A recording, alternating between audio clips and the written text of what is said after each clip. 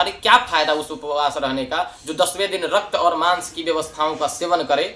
क्या फायदा उस व्रत को करने का जिससे स्त्रियों का संरक्षण न प्राप्त होवे? मैं आचार्य दीपक सांडिल्य, बालाजी कर्मकांड ज्योतिष परामर्श केंद्र। हम और आप देख ही रहे हैं कि किस प्रकार से व्यक्ति युवा और विफल होते रहे हैं, और विफलता का मेन उद्देश्य जो है, मेन कारण जो है, मुख्य उद्देश्य विफलता का कारण अश्लीलता ही है। क्योंकि हम अपना जीवन जिस समय में हम अपने करियर को एक सहारा और एक बारूद व्यवस्थाओं को बनाने का समय जो रहता है, हमारा जो समय रहता है कि हम अपने करियर को एक अच्छे दिशा में ले जाएं, उस समय हम अन्य प्रलापों की तरफ, अन्य काम वासनाओं की तरफ भटक करके जाते हैं, और अच्छे अच्छे लोग इस काम वासनाओं के व्यवस्था में चपेट में आने के कारण नष्ट हो जाते हैं। हम तो भले माँ दुर्गा की पूजा करते हैं और उसी नवरात्रि के 9 दिन के अंदर इस अश्लीलताएं को इतनी बढ़ावा दे रहे हैं कि जहां दुर्गा पंडाल में माँ भगवती की आराधना करते हैं और पंडित जी ब्राह्मण देवताओं को बुला करके मंत्र स्तुति का उच्चारण करवाते हैं, उनके चले जाने पर या उनके रहते वक्त ही उसी पंडाल में वही व्यक्ति अश्लील गाने बजाते हैं और उसमें नाना प्रकार की विविध व्यवस्थाओं को करते हैं। लोग दारू पीते हैं, मांस इत्यादि का भक्षण करते हैं। इतने हम अश्लील होते जा रहे हैं। अपनी समस्त कामनाओं को, केवल कामनाओं के चक्कर में धर्म केवल आप दिखावा रह गया है।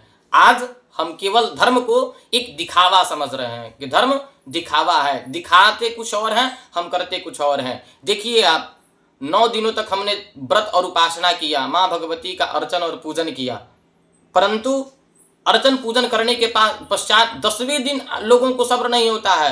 हम जब रास्ते से निकल रहे थे 10वां दिन विसर्जन करा करके, तो जो मांस इत्यादि की व्यवस्थाएं हैं, जहां बिक्री होता है, वहां लोग तांता लगा कर खड़े हुए हैं, एकदम होड़ लगी हुई है, और कहेंगे क्या कि मैं 9 दिनों तक उपवास रहा।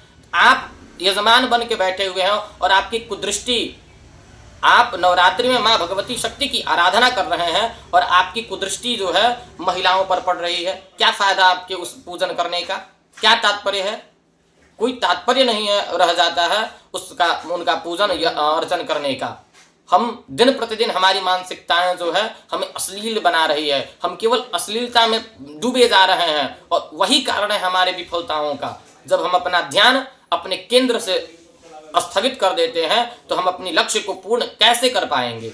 युवा इतने भ्रष्ट हो चुके हैं, उनका सोच इतना भ्रष्ट हो चुका है, चाहे वह पढ़े किसी भी विद्यालय में, कितना भी बड़ा विद्यालय, विश्वविद्यालय में दाखिला क्यों न करा ले, जब तक वो मेंटली प्रिपेयर नहीं होंगे, अपने आप को एक दिशा के तरफ, एक कर्म के प्रति नहीं रखेंगे, अपने आप को बाध्यता नहीं रखेंगे कि मुझे यह कर्म करना है। आपका लक्ष्य जो है उस केंद्रित होना चाहिए। आप अपने कर्म के प्रति मतलब समर्पित होने चाहिए, ना कि धर्म के आड़ में। और सब कुछ हो रहा है केवल धर्म को छोड़ करके। हम धर्महीन बन चुके हैं, हम धर्म का आचरण नहीं कर रहे हैं। हम माता जगत जननी का पूजन तो करते हैं, लेकिन माता की आदर करना बिल्कुल भूल चुके हैं।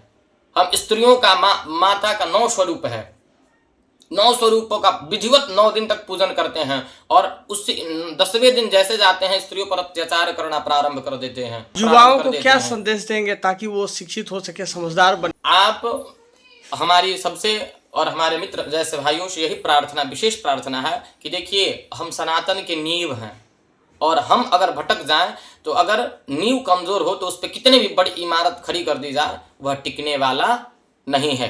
तो इसलिए हम और आप, हमारी जो सांस्कृतिक है, उस सांस्कृतिक के मूल जड़ को पकड़े रहें और उस संस्कृति के अनुसार आचार को शुद्ध करें। आचार विचार को शुद्ध करके आप धार्मिक हों, और धार्मिक होने का ये कतई व्यवस्था नहीं है कि आप केवल दान करें ना। धार्मिक होने से दान का कोई संबंध नहीं है। आप धर्म के प्रति जागृत हों, अपने आप को जागृत करें, अपने आस पड़ोस के लोगों को जागृत करें, और जो हमारा सनातन है, जो प्राचीन परंपराएं हैं, उस प्राचीन परंपराओं का हम लोग मिल करके, साथ मिल करके उस प्राचीन परंपराओं को चलायमान करें।